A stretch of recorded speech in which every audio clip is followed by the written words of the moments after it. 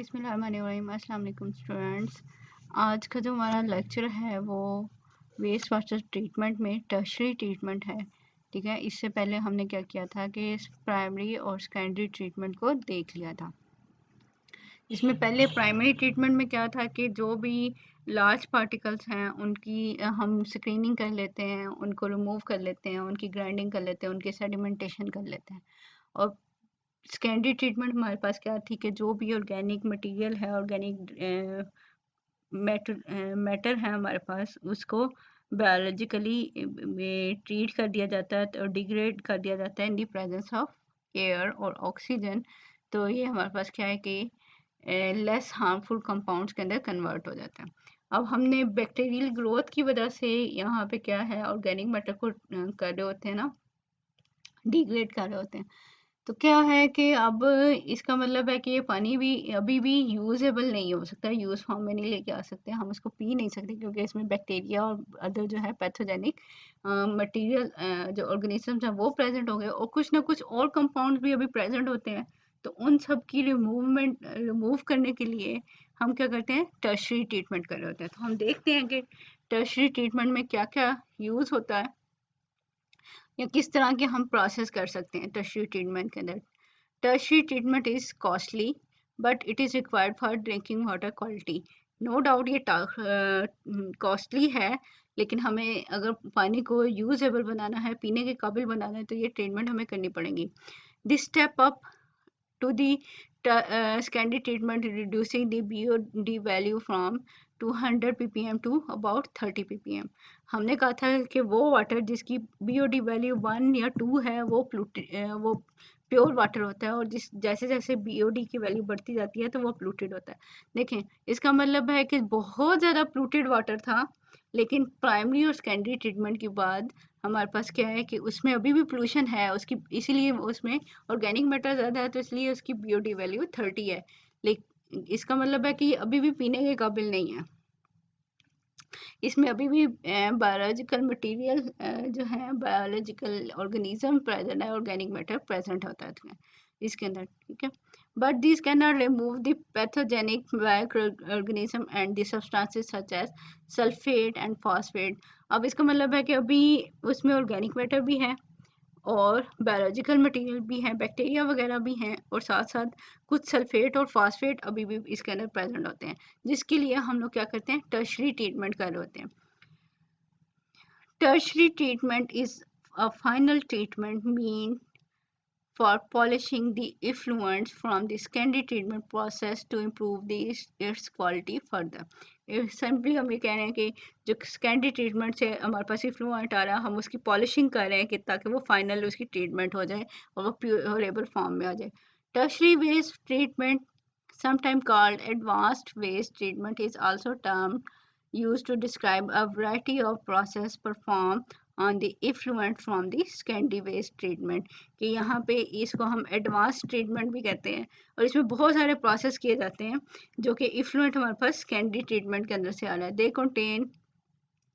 The contaminant removed by tertiary waste treatment fall into the general categories of suspended solid हो सकते हैं, जो contaminate यहाँ से हम रिमूव करेंगे टर्शरी से, कि कोई भी अभी सॉलिड पार्टिकल्स जो है स्मॉल सस्पेंडेड फॉर्म में उसको रिमूव कर देंगे। डिजॉल्व ऑर्गेनिक कंपाउंड्स अगर यहाँ पे कुछ रह गए हैं उनको रिमूव करेंगे। इसके अलावा डिजॉल्व इनऑर्गेनिक मटेरियल है अगर, उनको रिमूव करेंगे, including the important class of algal nutrients. Some of the major contaminant removed by the tertiary treatment are, अच्छा हमारे पास क्या है कि यहाँ तो सस्पेंडेड सॉलिड होंगे उनको रिमूव करेंगे, या ऑर्गेनिक कंपाउंड्स हैं हमारे पास डिजोल्व, उनको रिमूव कर दें। अब डिजोल्व इनऑर्गेनिक मटेरियल्स हैं अगर, तो उनको रिमूव करेंगे। ये जो इनऑर्गेनिक मटेरियल है एलजी की ग्रोथ में इंपॉर्टेंट पार्ट करते हैं, मीन यूट्रॉफिकेशन का प्रोसेस जो है इनकी प्रेजेंस में ज़्यादा होता है। जैसे सल्फेट फॉस्फेट वगैरह आपको पता है कि फर्टिलाइजर्स के अंदर से आ रहे होते हैं, तो वो भी, या डिटर्जेंट्स के अंदर से आ रहे होते हैं, तो वो भी यूट्रॉफिकेशन का प्रोसेस करते हैं। तो कौन कौन से कंटेमिनेंट जो हैं टर्शरी ट्रीटमेंट से रिमूव किए जाते हैं? पहले हमारे पास क्या है, कोलाइडल ऑर्गेनिक मैटर। ठीक है, नो डाउट कि वो पहले से रिमूव हो गए थे हमारे पास। ज़्यादातर तो जो है वो हमारे पास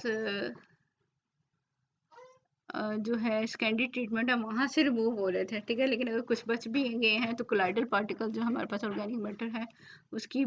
वो भी अभी रिमूव होने वाले बाकी रह जाता है, ठीक है। तो ये टर्शियरी ट्रीटमेंट के अंदर रिमूव हो रहे होते हैं। The remain of the activated sludge that do not settle out in sedimentation tanks are returned to as colloidal organic matter, कि कुछ ऐसे पार्टिकल जो कि सेटल डाउन नहीं हुए तो वो हमारे पास क्या है, ऐसे कोलाइडल ऑर्गेनिक मैटर रह जाएंगे कि वो ऑर्गेनिक मैटर जो कि सेटल डाउन नहीं हुआ या उसकी डिग्रेडेशन नहीं हुई तो वो इसके अंदर मौजूद रहेगा। Different type of filters can be use and it is common at this point two use aluminium sulphate coagulation process. कि अब क्या करें कि फिल्टर्स करके, अब फिल्टर जितना पोर साइज कम होता जाएगा तो उतने वो मटेरियल को सेपरेट आउट करना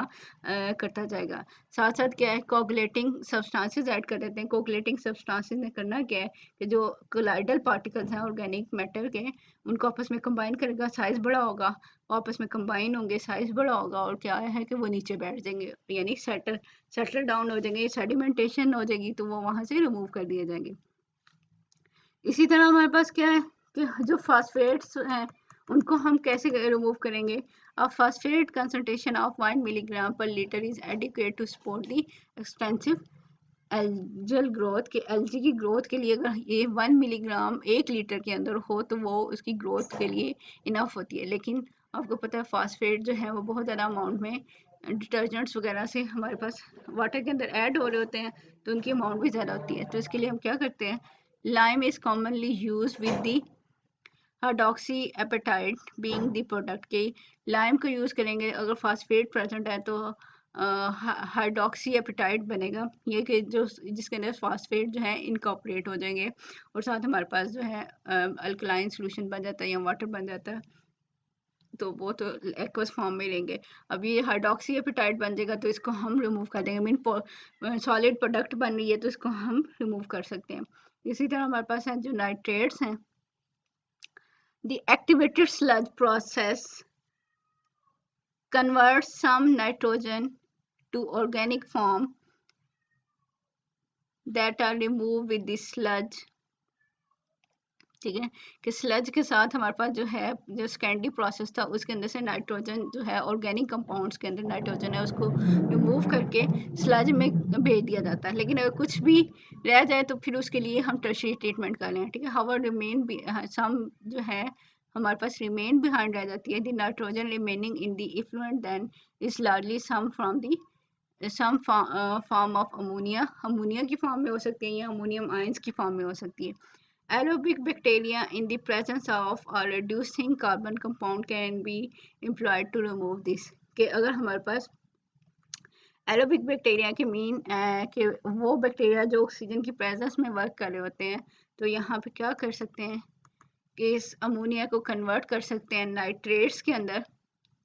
ठीक है। कि मीन अमोनिया की ऑक्सीडेशन हो रही है तो वो नाइट्रेट में कन्वर्ट हो रहा है और अगर ये नाइट्रेट आगे जो है अल्कोहल वगैरह के साथ रिएक्ट करके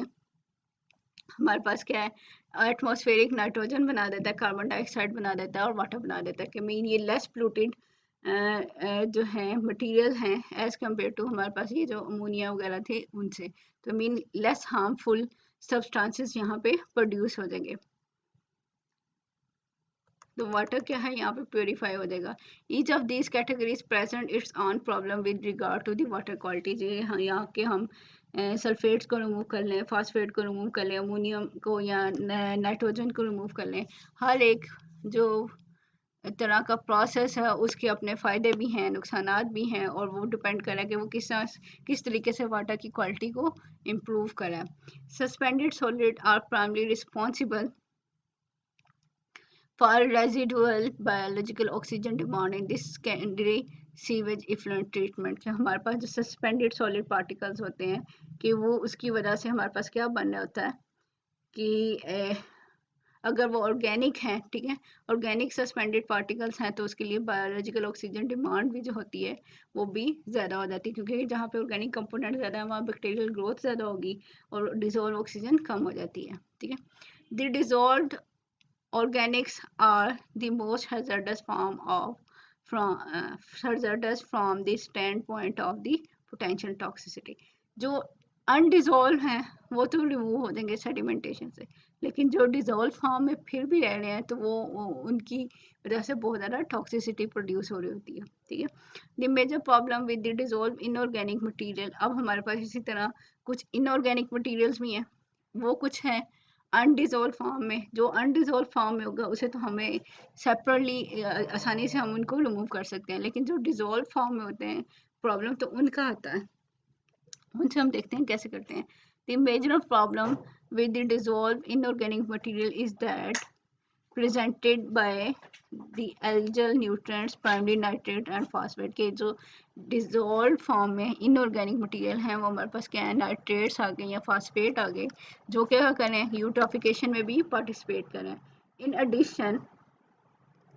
potentially hazardous toxic metals may be found among the dissolved inorganic materials के अंदर। ये जो dissolved inorganic है इनमें हमारे पास टॉक्सिक मेटल्स भी हो सकते हैं। मेटल की टॉक्सिसिटी हमने पीछे भी देख ली है कि कौन कौन सी मेटल अगर वाटर वगैरह के अंदर प्रेजेंट हो तो किस तरह की टॉक्सिसिटी कॉज कर सकते हैं। In addition to these chemicals contaminants candy sewage effluent often contain a number of disease causing microorganism, के यहाँ पे हमारे पास क्या होता है कि जो बैक्टीरिया वगैरह ऐड हुए होते हैं वो अभी तक वाटर के अंदर ही मौजूद होते हैं, तो टर्शरी ट्रीटमेंट में उनको डिसइंफेक्टेंट ऐड करके रिमूव किया जाता है। requiring disinfection in case where human may later come into contact with the water, अगर इस वाटर को ह्यूमन ने यूज़ करना है किसी भी वे में तो वहाँ से क्या है माइक्रो ऑर्गेनिज्म को रिमूव करना पड़ता है। ठीक है, among the bacteria that may be found in secondary sewage effluent are organisms causing tuberculosis, के ये ट्यूबरक्लोसिस काज कर सकते हैं। डेसेंट्रिक बैक्टीरिया हो सकते हैं कि वो अब ये बैक्टीरिया के नेम दिए हुए हैं, बैसिलस डेसेंट्रिया जो कि हमारे पास डेसेंट्री की डिजीज़ कॉज कर रहा है, शिजिला डेसेंट्रिया, शिजिला पैरा डेसेंट्रिया, प्रोटियस वल्गैरिस, ये बैक्टीरिया के नेम है। डिफरेंट टाइप्स हैं बैक्टीरिया की जो कि डिजीज़ काज करनी है। इसी तरह क्लोरा बैक्टीरिया विब्रियो क्लोरा उसका नेम है जो कि वो बैक्टीरिया जो क्लोरा काज कर रहा है। ठीक है, bacteria causing mud fever, leptospira and icterohemorrhagia, and bacteria causing the typhoid fever, salmonella typhosa और salmonella paratyphi। ठीक है, ये हमारे पास बैक्टीरिया के नेम है जो कि ये डिजीजेस काज कर रहे हैं, तो ये भी हमारे पास क्या है वाटर के अंदर प्रेजेंट होते हैं। In addition virus causing the diarrhoea, eye infection, infectious hepatitis and polio may be encountered, कि यहाँ पे बैक्टीरिया के साथ साथ क्या हो सकते हैं वायरस भी प्रेजेंट हो सकते हैं वाटर के अंदर जो कि डिफरेंट डिजीजेस काज करें। Injection of the sewage still causes diseases even in more developed nation के, अगर हम इस वाटर को यूज़ कर रहे हैं, ठीक है सीवेज वाटर को, तो वो जो है बहुत सारी बीमारियों को करता है, बहुत सारी बीमारियां जो हैं उसकी वजह से प्रोड्यूस हो रही होती हैं। ये एक अगेन जो प्रोसेस हमने पढ़े हैं उसी की एक किस्म की रिवीजन आ रही है कि हमारे पास हो क्या रहा है कि जो रॉ वेस्ट वाटर है उसकी पीओडी वैल्यू जो है बहुत ज़्यादा है, उसमें अमोनियम आयंस बहुत ज़्यादा है, उसमें फास्फेट आयंस बहुत ज़्यादा है, मीन कि उसके अंदर ये यूट्रोफिकेशन का प्रोसेस बहुत ज़्यादा हो रहा है और ऑर्गेनिक मैटर बहुत ज़्यादा प्रेजेंट होता है। तो फर्स्ट ट्रीटमेंट हम क्या करते हैं, स्क्रीनिंग एंड सेडिमेंटेशन कर रहे होते हैं। ठीक है, अगर कोई सब्सटेंसेस सेपरेट आउट हो गए हैं तो स्लज में आ गए, प्राइमरी स्लज आ गया, स्लज को हम क्या कर सकते हैं ट्रीट कर सकते हैं, फिर उसकी ड्राइंग कर दें या उसकी डिग्रेडेशन कर दें, और वहाँ से क्या हो सकता है कि स्लज को कि जो है वो जो सॉलिड से मटेरियल आ जाएगा, मीन उसके अंदर से पानी सारा निकल गया तो जो सॉलिड मटेरियल आ गया उसको डिस्पोज कर देंगे। ठीक है, अब दूसरा क्या है स्क्रीनिंग और सेडिमेंटेशन, मीन प्राइमरी ट्रीटमेंट के बाद हमारे पास क्या है हम सेकेंडरी ट्रीटमेंट की तरफ जाते हैं कि यहाँ पे जो इफ्लुएंट आ रहा है वो है हमारे पास क्या है इफ्लुएंट फॉर सेकेंडरी ट्रीटमेंट। इसमें हमने देखा था कि एक्टिवेटेड स्लज प्रोसेस है या टिकलिंग फिल्टर प्रोसेस होता है जिसके अंदर हम एरोबिक ट्रीटमेंट दे रहे हैं कि बैक्टीरिया वगैरह ऐड करके हम लोग ऑर्गेनिक मैटर की डिग्रेडेशन करवा रहे होते हैं। तो यहाँ से हमारे पास क्या है कि जब वो ऑर्गेनिक मैटर ख़त्म हो रहा है या जो डिग्रेडेशन के बाद हमारे पास क्या है, सेडिमेंटेशन बनने हैं। यहाँ तो सेडिमेंटेशन को हम लोग क्या करेंगे कि उसको जो है डिस्पोजल की तरफ भेज देंगे, ठीक है, जो कि हम कह रहे हैं कि ये स्कैंडी स्लज है, कि वो स्लज ट्रीटमेंट में भेज देंगे और वहाँ से वो डिस्पोज ऑफ हो जाएगा। या फिर हम इसको क्या कर सकते हैं कि रिसाइकिल कर दें वही स्कैंडी ट्रीटमेंट की तरफ, और वहाँ से उसकी अगेन प्रोसेस हो, सेडिमेंटेशन की तरफ आए। और साथ साथ क्या है कि अगर इसके बाद हम क्या करते हैं कि इसको टर्शियरी ट्रीटमेंट की तरफ भेज देते हैं। अब यहाँ पे हमारे पास स्टार्ट पे जब बीओडी की वैल्यू थी 200, अब जब सेकेंडरी ट्रीटमेंट के बाद जो इफ्लुएंट आ रहा है उसकी वैल्यू अभी हमारे पास क्या है 30 ppm, कि अभी भी इसके अंदर बायोलॉजिकल मटेरियल और ऑर्गेनिक मैटर बहुत ज़्यादा प्रेजेंट है, तो उसकी टर्शियरी ट्रीटमेंट की जाती है ताकि ये लो से लो हो, ठीक है। अब इसी तरह हमारे पास वाटर है एंड सीवेज की ट्रीटमेंट, जो वाटर आ रहा है उसको और जो सीवेज का वाटर है उसकी किस तरह की ट्रीटमेंट हम कर रहे हैं, ठीक है। अब ये काम कहाँ होता है, म्यूनसिपल जो होती हैं वहाँ पे म्यूनसिपल जो एरिया होता है उसके अंदर डिफरेंट तरह से ट्रीटमेंट की जाती है वाटर की, और उसके अंदर ये सारा प्रोसेस होता है। Municipalities treat their waste supplies for domestic and commercial uses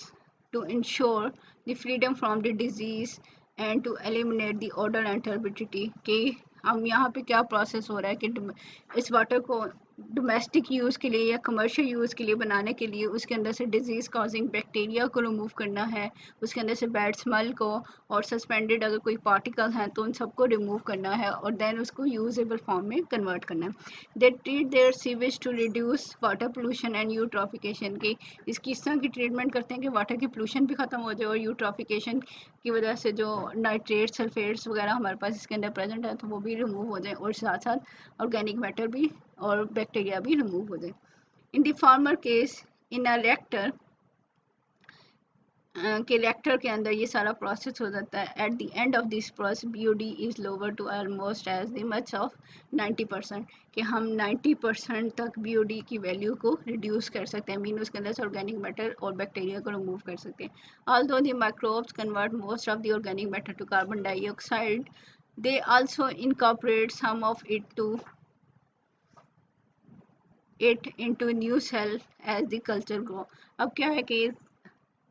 organic matter को जब ये मोस्टली बैक्टीरिया वगैरह जो क्या करें डिग्रेड करें, कार्बन डाइऑक्साइड के अंदर कन्वर्ट करें, लेकिन कुछ ना कुछ मटेरियल वो अपनी ग्रोथ के अंदर भी तो यूज़ कर रहे हैं, ठीक है, तो कुछ ना कुछ कार्बन वो उनके कल्चर ग्रो के अंदर भी तो यूटिलाइज हो रही है। The cell must be harvested from time to time and are added to the sludge from the primary settling tank, के क्या कर रहे हैं कि ये हमारे पास इनकी ग्रोथ होती जाती है तो हम उनको यूज़ करके दोबारा रिसाइकल भी कर रहे होते हैं। साथ साथ sludge disposal is a major issue in the municipal sewage treatment. अब एक मसला ये भी होता है कि ये जो म्यूनिसिपल सीवेज ट्रीटमेंट के अंदर कि जब ट्रीटमेंट तो कर ली लेकिन जो उसका सीवेज स्लज बना मीन जो बिल्कुल वेस्ट सॉलिड है उसको कहाँ फेंकना है, ठीक है, कि उसका डिस्पोजल भी एक मेजर प्रॉब्लम है। समटाइम तो उसको ऐसे ही फेंक दिया जाता है सर, तो वो अगेन प्रॉब्लम कॉज करने के लिए एनवायरनमेंट में ऐड हो जाता है, ठीक है। since it is composed mainly of the organic matter, यहाँ पे इसके अंदर होता क्या कि organic matter होगा। In principle sludge is an excellent fertilizers, कि ये हमारे पास जब इसके अंदर कुछ ना कुछ मिनरल हैं या कुछ ना कुछ अगर हमारे पास ऑर्गेनिक कंपोनेंट हैं तो ये फर्टिलाइज़र के तौर पे यूज़ हो सकता है। तो इसको हम अगर लैंड में जो है एग्रीकल्चर लैंड के ऊपर अगर इसको यूज़ करें तो ये फर्टिलाइज़र के तौर पे एक्ट करेगा। In practice its application to the crop land is restricted by the frequent presence of toxic metal that are flushed into the wastewater from the domestic and industrial sources। अब issue क्या होता है कि हम इसको fertiliser के तौर पे क्यों नहीं यूज़ करें, क्योंकि इसके अंदर क्या है जो डोमेस्टिक और इंडस्ट्रियल यूजेस की वजह से जो हैवी मेटल्स ऐड हो रही हैं तो वो क्या होती हैं टॉक्सिक होती हैं, तो वो प्लांट के अंदर जाएंगी और इसी तरह एनिमल में ह्यूमन की बॉडी के अंदर जो है वो टॉक्सिक मेटल चली जाएंगी। तो इसलिए है कि हम इस स्लज को या जो वेस्ट कर देते हैं इसको हम लोग जो है फर्टिलाइज़र के तौर पे यूज़ नहीं करते क्योंकि इसमें टॉक्सिक मेटल भी होती है। और फ्रॉम या तो ये कहाँ से आ रही होती है, डोमेस्टिक सोर्स से आ रही होती है, इंडस्ट्रियल सोर्स से आ रही है, या अर्बन रन ऑफ से आ रही होती है। व्हेन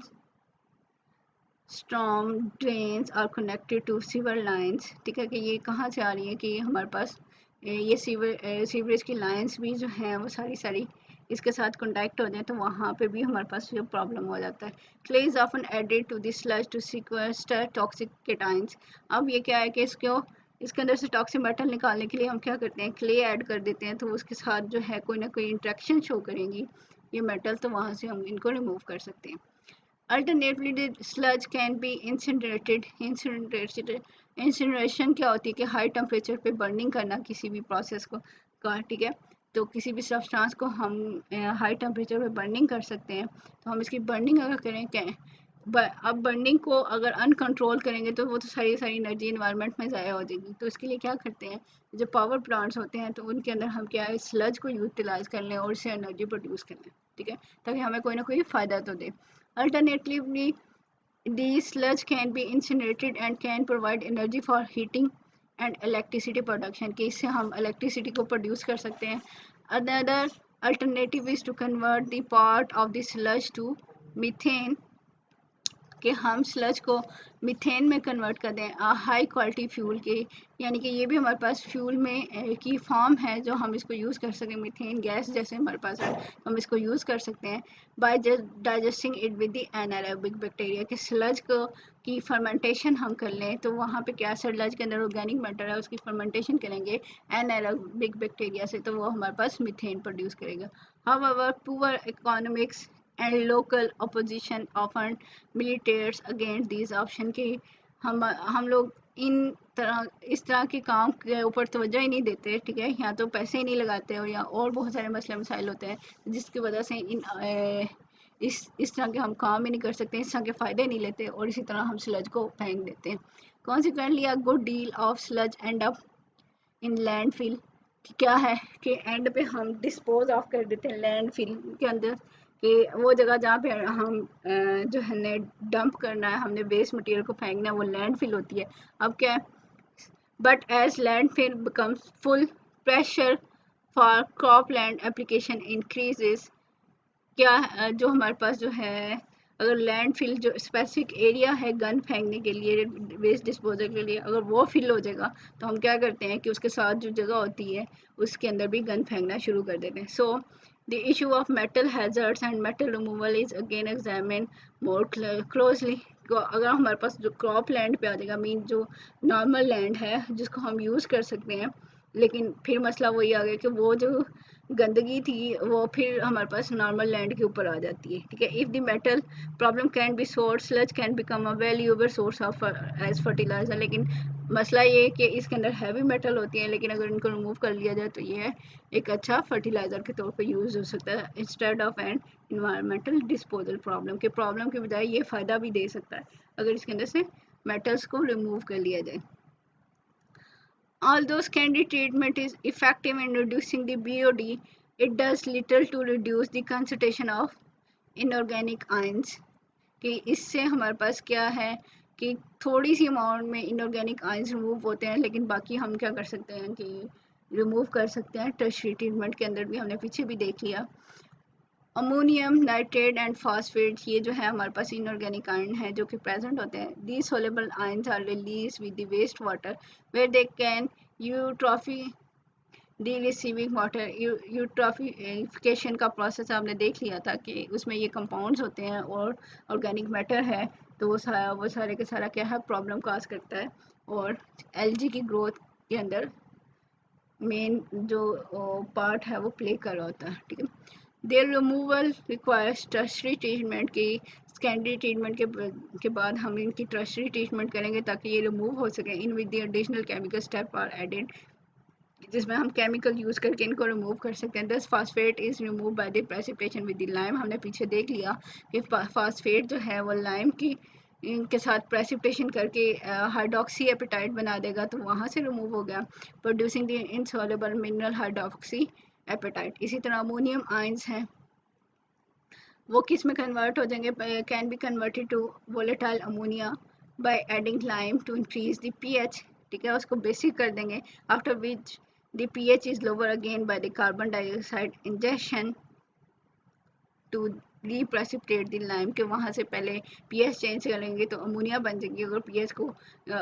गेन उसी पोजीशन पे करेंगे तो लाइम को भी हम वहाँ से निकाल सकते हैं। Finally the remaining organic compound can be filter out with the activated charcoal, कि हम एक्टिवेटेड चारकोल यूज़ करेंगे और उसकी फिल्ट्रेशन कर लेंगे। जो भी ऑर्गेनिक पार्टिकल होंगे वो चारकोल की सरफेस के ऊपर अटैच हो जाएंगे और वाटर जो है हमारे पास क्लीन हो जाएगा। और यहाँ से फिल्टर्स जब चारकोल को फिल्टर करेंगे तो सारे ऑर्गेनिक पार्टिकल्स भी इसके साथ से रिमूव हो जाएंगे।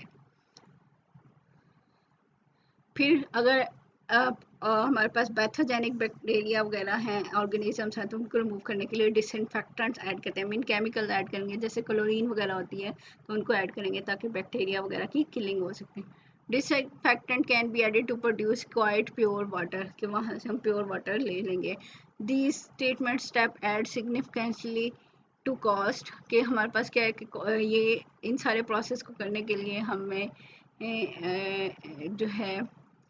मनी की ज़रूरत होती है, कि ये मीन कॉस्ट रिक्वायरिंग स्टेप्स होते हैं, तो इनके लिए हमें ज़्यादा पैसे की भी ज़रूरत होती है। The ammonia stripping in particular is energy intensive, के अमोनिया को जो है नाइट्रेट्स वगैरह में कन्वर्ट करना जो है उसके लिए भी एनर्जी चाहिए होती है, लेकिन उसका अल्टरनेट प्रोसेस क्या है, बैक्टीरिया को यूज़ करना, ठीक है। And alternative process requiring less energy is to use nitrifying bacteria to convert ammonium ions to nitrate and then denitrifying bacteria to convert nitrate to nitrogen. आपने nitrogen cycle भी पढ़ा है, तो ये वही बैक्टीरिया हैं जो कि नाइट्रीफाइंग बैक्टीरिया भी होते हैं और डी नाइट्रीफाइंग बैक्टीरिया भी होते हैं। However, these bacteria require careful control of the growth condition. इनके लिए हमें इनकी ग्रोथ को हमें कंट्रोल करना पड़ेगा, ये ना हो कि इनकी ग्रोथ बहुत ज़्यादा हो जाए तो फिर भी हमारे लिए प्रॉब्लम हो सकती है। Yet another alternative is to spread the secondary treated water over a wetland that can efficiently filter out the phosphate and nitrate. एक और प्रोसेस क्या हो सकता है कि सेकेंडरी इफ्लुएंट जो आ रहा है हमारे पास, सेकेंडरी ट्रीटमेंट के बाद जो इफ्लुएंट आ रहा है उसको हम वेटलैंड के ऊपर जो है फैला दें जस्ट, और क्या है जब वहाँ पे स्टोन वगैरह या कोई इस तरह की मटेरियल हैं तो वो उसको फिल्टर आउट कर दें और फास्फेट और नाइट्रेट्स वहाँ से रिमूव कर सकते हैं, ठीक है। Treatment begin with the aeration to remove odour by the purging dissolve gases and volatile organic compounds की। इसकी ट्रीटमेंट कैसे है कि पहले उसकी एरिएशन करें, मीन उसके गैसेस प्रोवाइड कर रहे हैं उसके अंदर और वोलेटाइल ऑर्गेनिक कंपाउंड ऐड करें। एरिएशन की वजह से क्या होगा, ऑक्सीजन मिलेगी, ठीक है। ऑक्सीजन मिलेगी तो फिर क्या होगा, aeration also oxidize any iron to iron 3 which form iron hydroxide and precipitate out, की अगर कोई आयरन का कंपाउंड है तो उसकी ऑक्सीडेशन होगी तो वो प्रेसिपिटेट आउट हो जाएगा, ठीक है। Additional iron and aluminium ion are then added deliberately usually as the sulfate salt along with the lime to adjust the pH। अगर pH को चेंज करना है, pH को एडजस्ट करना है तो ये आयरन के और एल्युमिनियम के सल्फेट्स वगैरह भी ऐड किए जा सकते हैं। वॉल्यूमिनस जिलेटिनस हाइड्रोक्साइड, कि ये जो ऑक्साइड्स बन रहे हैं हमारे पास जो हैं आयरन ऑक्साइड और एल्युमिनियम ऑक्साइड, ये थोड़े जेली लाइक होते हैं, are produce which trap the solid particle that may be suspended in the water supply, कि ये जो है जब जेली लाइक हैं तो ये ट्रैप कर लेंगे जो भी मटेरियल वाटर के अंदर होंगे उनको भी, तो इस तरह ये उसको भी क्लीन करने में हेल्प करेंगे। When the precipitation when the precipitate is collected and removed the water is greatly clarified, कि जब इन precipitates को remove कर लिया जाएगा तो water जो है वो purified हो जाएगा। If dissolved organic compound require removal, the water can be passed through a filter of activated charcoal, जैसे हमने पीछे बात की चारकोल के ऊपर ये जो है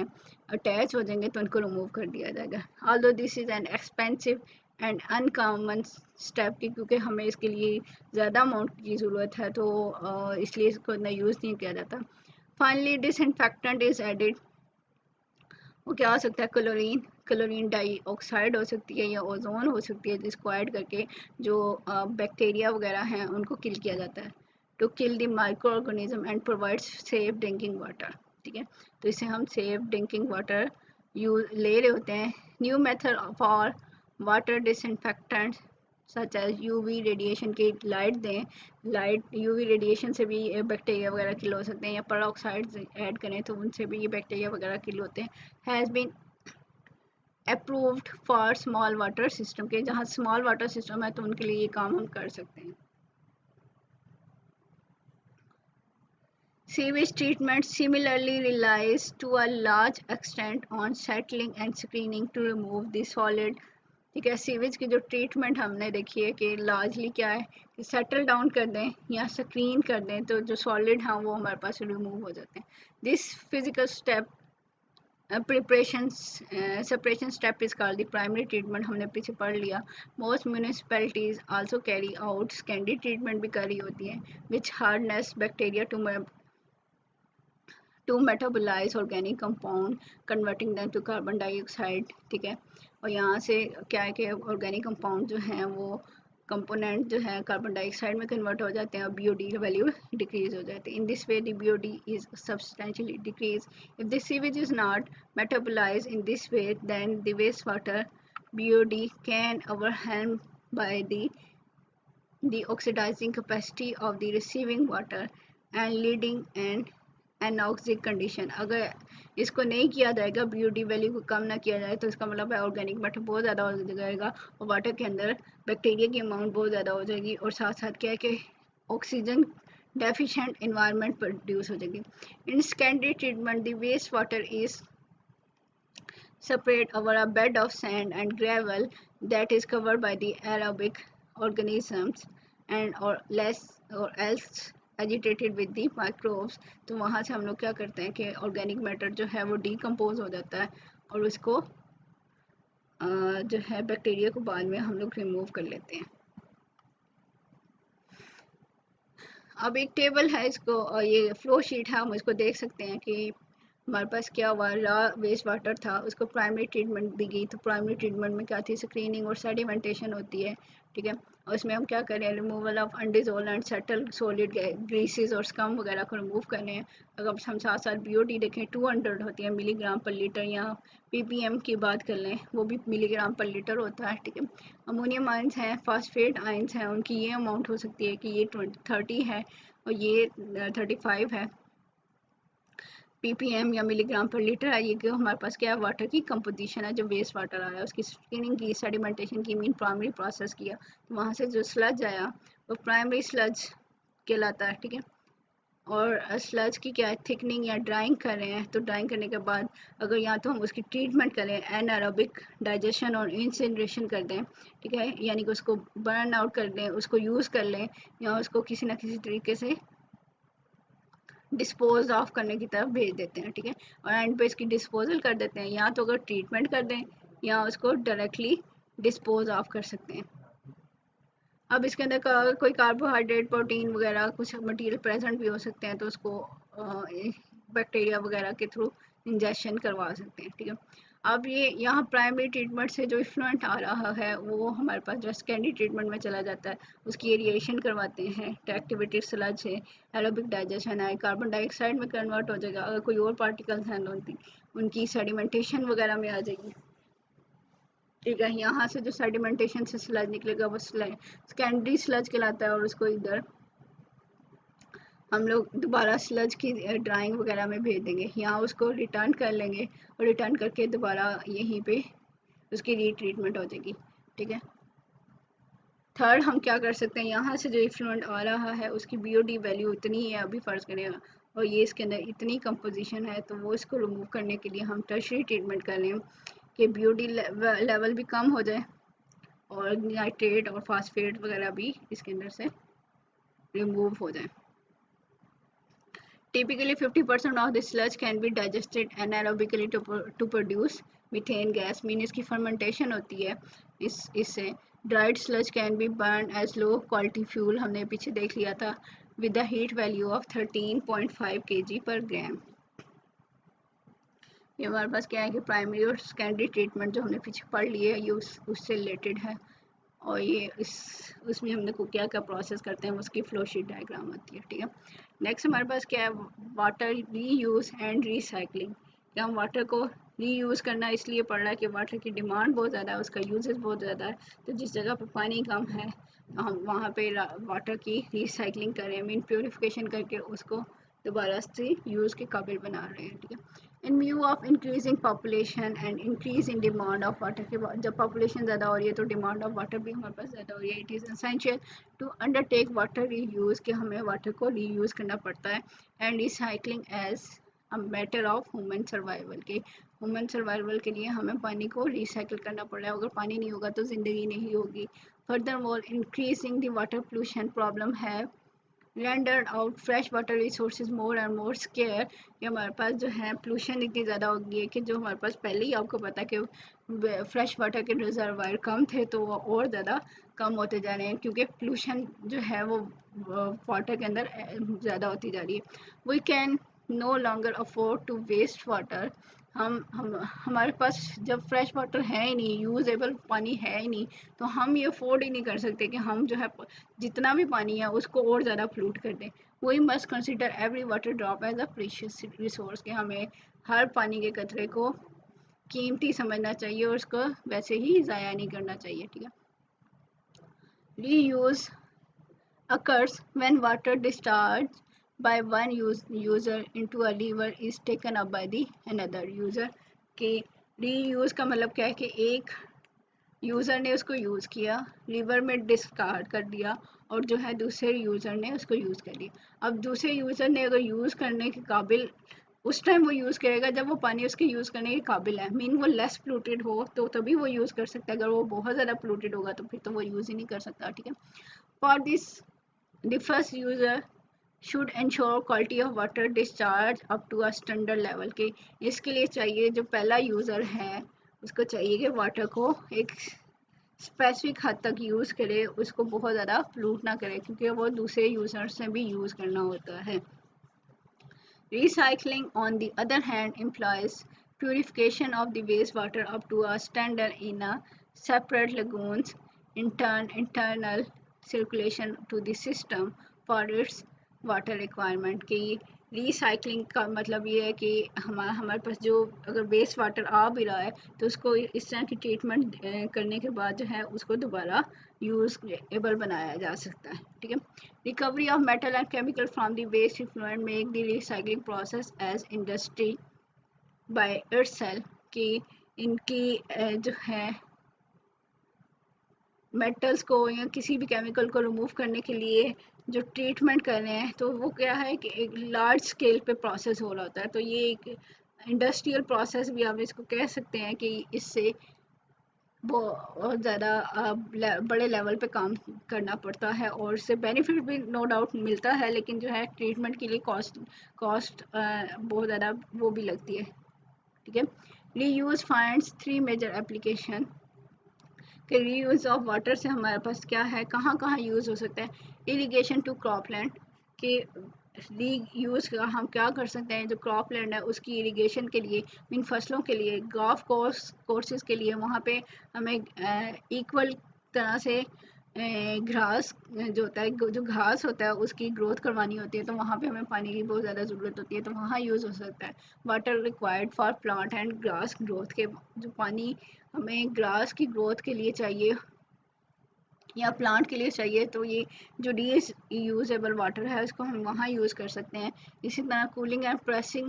प्रोसेसिंग वाटर इंडस्ट्रियल एप्लीकेशन के अंदर इसको यूज़ कर सकते हैं। Secondary sewage effluent is deem adequate for the some industries, के सेकेंडरी जो इफ्लुएंट है वो उसको यूज़ किया जा सकता है, मीन उसकी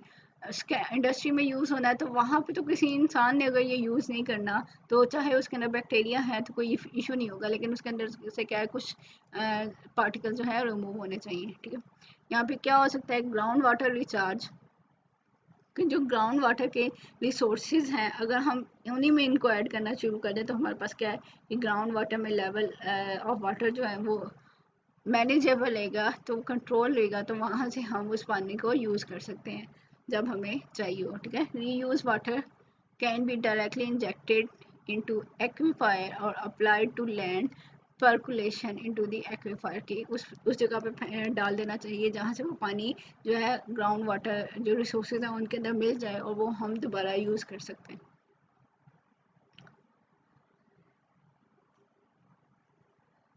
Reuse and recycling of water will inevitably by the essential strategies for protection and conservation of water resources कि हम